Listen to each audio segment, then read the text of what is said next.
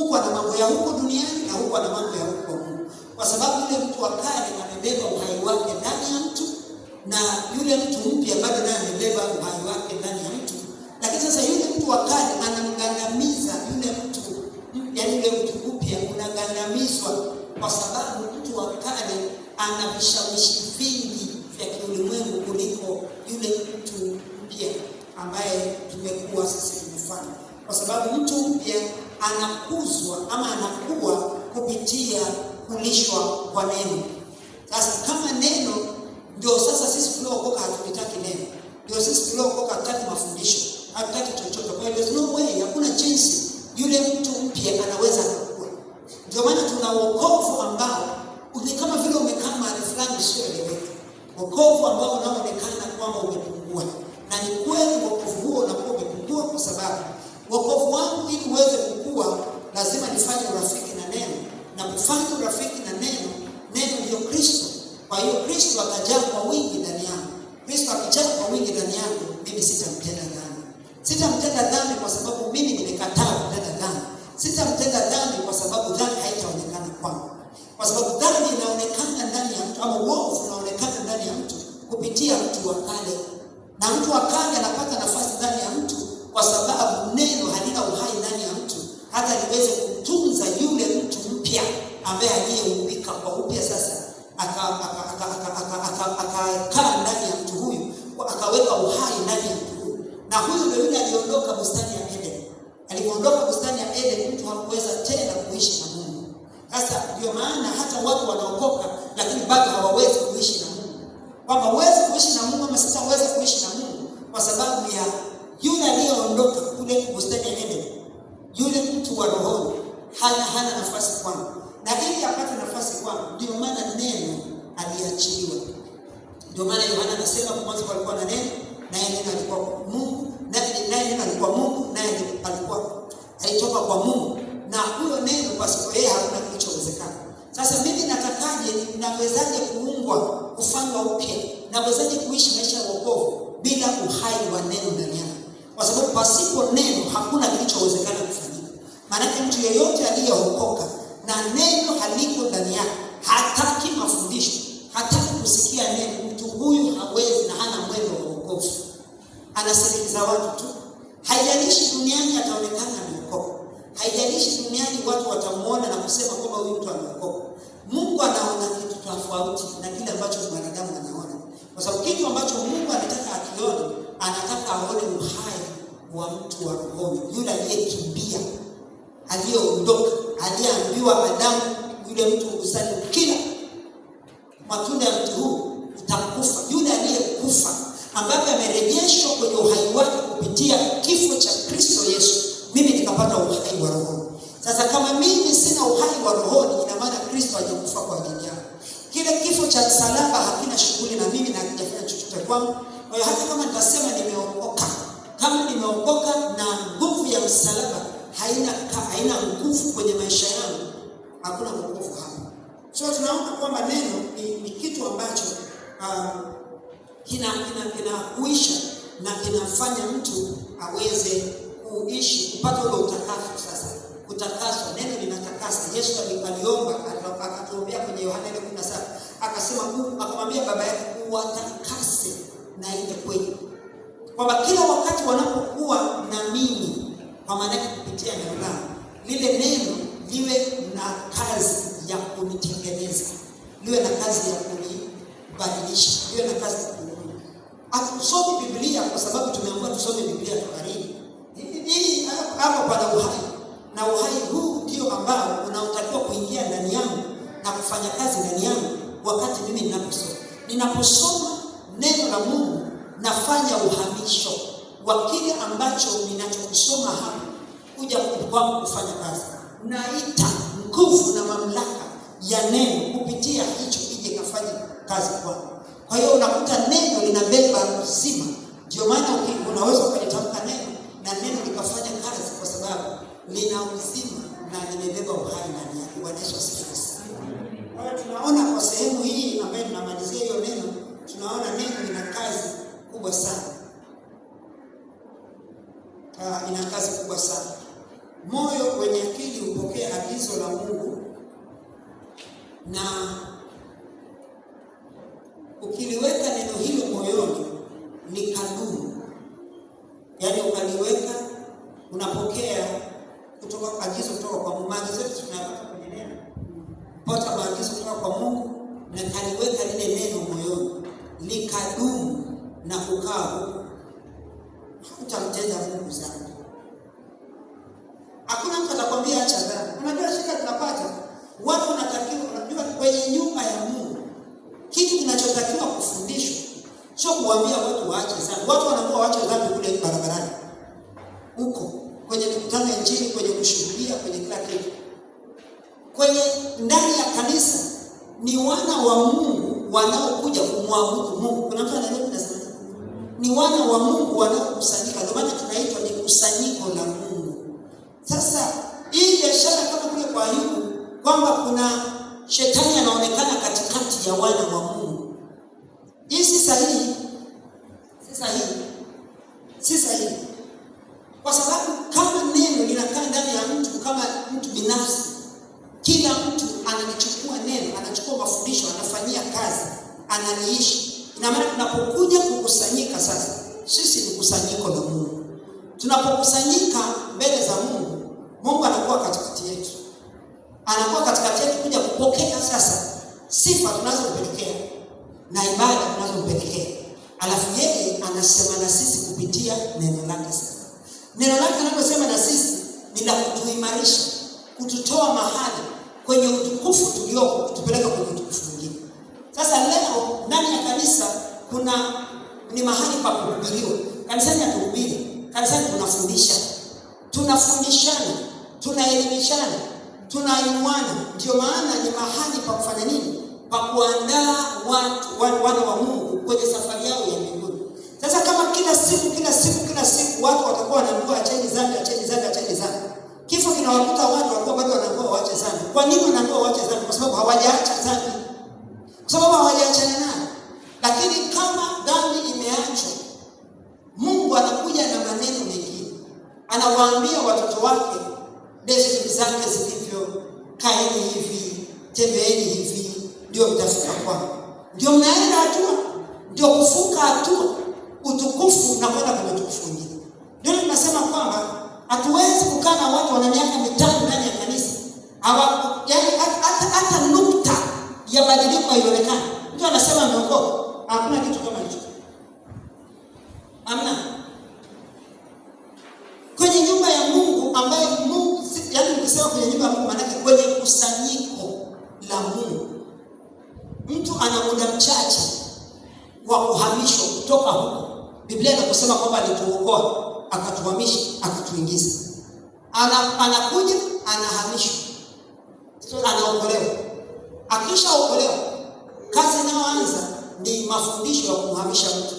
Hatua kwenda hatua nyingine. Hatua kwenda hatua nyingine. Hatua kwenda hatua nyingine. Hiyo hatua kwa hatua ndio inakwenda kumuingiza mtu mahali alipokusudiwa. Bwana Yesu asifiwe sana. Kwa hiyo tunaona kwamba neno linafanya kazi. Na neno hili ndilo ambalo linapokuwa nikilipokea, ni kwa sababu tunalizoea neno, alafu tunalifanya neno lipoteze maana yake. Neno halitapoteza maana yake. Ndio maana tunaambiwa neno hili ndio linaenda kuhukumu. Maana yake halitapoteza nguvu mpaka siku tutakutana nalo, siku ya hukumu yake. Kwamba ni nini ambacho niliambiwa, ni nini ambacho nilisikia, ni nini ambacho nilisikia nikifundishwa, ni nini ambacho nilisoma, nitalikuta, kwa sababu neno ndio Kristo mwenyewe. Kwa hiyo hili neno tunalolisikia, hili neno tunalohubiriwa, hili neno tunalofundishwa, hili neno tunaloelezwa, hili neno ambalo linalotumika kwa ajili ya kutuhamisha sisi hatua kwenda hatua nyingine, ndio litasimama kama mhukumu. Kwa sababu huyu ni shahidi. Yaani ni shahidi wa kwamba mimi nilifanya, niliishi naye kama sikuishi naye. Kwa hiyo hilo neno sio ndio litahukumu. Kwa sababu kama nilikuwa neno limenitaka kwenda kwa namna hii, nitashuhudia kwamba mimi sikwenda hivyo. Na hakuna mtu atajitetea. Biblia inasema kwamba hakutakuwa na cha kujitetea. Sio kwamba kuna mtu atakwambia nyamaza usijitetee.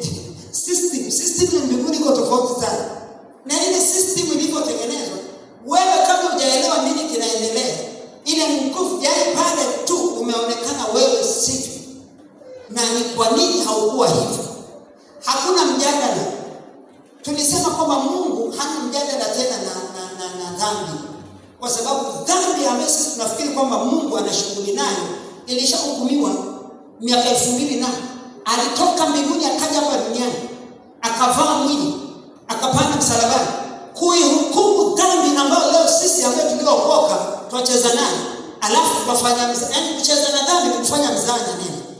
Ambapo neno ndio linaloniwekea mimi uzima, ambapo kwa neno hilo linanipa mimi sasa kutembea na Mungu. Kanisa hatuwezi kutembea na Mungu, hatuwezi hata kama tunataka.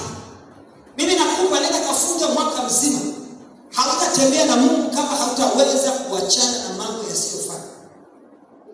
Kama hautaweza kukubali kulichukua neno likakaa ndani yako, likabeba uhai ndani yako, Mungu utamsikia kwenye bomba. Utamsikia kwenye bomba kwa maana utamsikia akihubiriwa. Lakini uhalisia wa Mungu ndani yako hautaonekana. Na hii ndio shida tulionayo, ndio tunaona imekuwa kama ni staili fulani. Alafu watu wanafikiri kwamba kwenye mambo masarakasi kama haya ndio Mungu, yani kwa sababu Mungu yuko pale. Ni kwa sababu Mungu hataki uchafu. Kwa hiyo anafukuza uchafu. Lakini kwenye kusanyiko la Mungu kuna utulivu. Unaona nini nasema? Kwenye kusanyiko la Mungu kuna utulivu.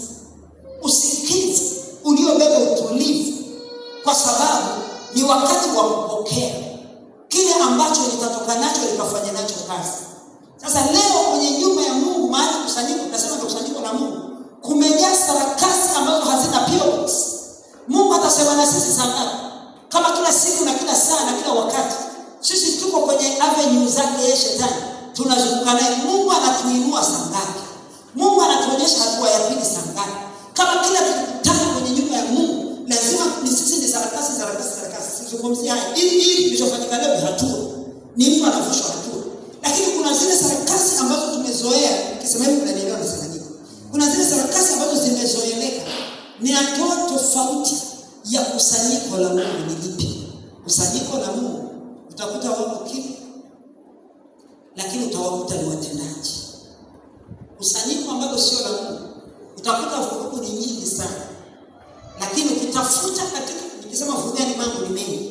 Ukitafuta katika mambo haya, tafuta kitu cha Mungu katika haya, uweze kukuta.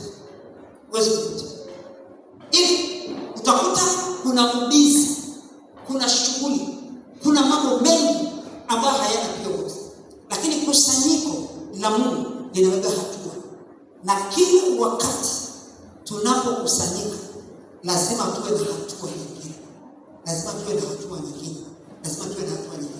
Hatuendi pamoja, kwa sababu kuna wale wengine wanakuwa hivi, wengine hivi, yani inategemea na kila mtu alivyoumba. Ana jinsi ya kubeba vitu. Kuna wengine wanapokea haraka, kuna wengine wanapokea polepole, kuna wengine mpaka atulia fikiri, baada ya kusikiliza ndio anaelewa. Sasa ile mradi sote tuko kwenye safari, lakini kuna mwingine atakuwa nyuma, mwingine atakuwa mbele. Hata katika safari ya taifa la Israeli kuna wengine walikuwa huko mbele, kuna wengine walikuwa kule nyuma, wengine wako katikati na kadhalika. Lakini neno ndio mwendo wetu, ndio linalotupeleka sisi, kwa sababu neno ndio linalotupa sisi kutembea na Mungu. Pasipo neno la Mungu hakuna mtu anayeweza kutembea na Mungu. Ndio maana tunakuwa watu wa sarakasi nyingi bila Mungu. Na udhihirisho ni kwa sababu sarakasi hizo lazima ziambatane na Mungu, lazima ziambatane na uchawi. Haziwezi kuambatana na Mungu, kwa sababu Mungu anakaa kwenye neno lake, na neno lake yeye ndio hulithibitisha. Neno lake likiwa limebebwa kiusahihi, lazima atajitukuza kwa mtu huyo. Kwa hiyo wewe ukilibeba neno lake Mungu kwa usahihi, atajitukuza kwako. Hata huko mtaani kwako, huko kazini kwako, wewe utakutana naye. Utakuja kanisani na ushuhuda, lakini atatembea na wewe. Sio kwamba atakuja tu hapa kanisani ama kusikiza mahubiri. Wewe umechukua, umeanza kutembea naye kwa sura hii. Yeye sasa ndio umeanza safari naye. Umeondoka naye. Kwenye kazi zako utamuona. Kwenye ndoa yako utamuona. Kwenye maisha yako utamuona. Kwenye hizi na kile utamuona. Kwa hiyo utajikuta kwamba unaenda mwendo ambao wa kutembea na Mungu. Maana ukisema kutembea na Mungu, sio kwamba utakuwa naye hapa mnashikana mkono, Mungu twende, Mungu eleza twende. Ni katika maisha yako. Mwendo wa Mungu na sisi inahusu maisha. Mambo ambayo ninayokabiliana nayo, maisha ninayoyaishi, hayo ndio yanadhihirisha Mungu yuko na mimi, katika namna ambavyo anatembea na mimi. Majaribu yako ni sehemu ya uthibitisho. Maana kuna wakati jaribu linakuja, lakini je, utalivukaje? Ukiwa na yeye utalivuka. Maana Biblia imesemaje? Yeye hutoa njia. Unaona, anatoa njia yeye. Sasa atatoaje njia? Kwa sababu niko na yeye hapo. Kwa hiyo ikifika hapo umekuwa na uzito, ndio yeye atanishika kwa sababu turudi hivi, alafu pite hivi, haya twende. Lakini niliona jaribu, ukalisogelea jaribu, ukafika mbele ya jaribu, lakini jaribu halikukumeza, halikupata nafasi ya kukumeza kwa sababu unatembea naye. Sasa huu ni mwendo unaohusu maisha yangu ya kila itwapo leo, katika mwili, maisha ya kila siku, na katika maisha yangu kama ni utumishi, ni nini, ya kazi na kadhalika na kadhalika. Kwa hiyo taandika Yeremia 23 mstari wa 18. Wala sidhani kama nitasoma kwa sababu sasa muda mdogo, nataka niseme vitu vingi kidogo. 23 mstari wa 18 inazungumzia namna gani ya kukaa mbele za Mungu. Lakini kama wangenisimama katika baraza yangu, ndipo wangeniwasikizisha watu wangu maneno yangu, na kuwageuza waziache njia zao mbaya na uovu wa matendo yao. Unaona? Anasema mimi ni Mungu aliye karibu, asema Bwana. Mimi si Mungu aliye mbali. Anasema mwenyewe ni Mungu ambaye yuko karibu. Kwa maana yake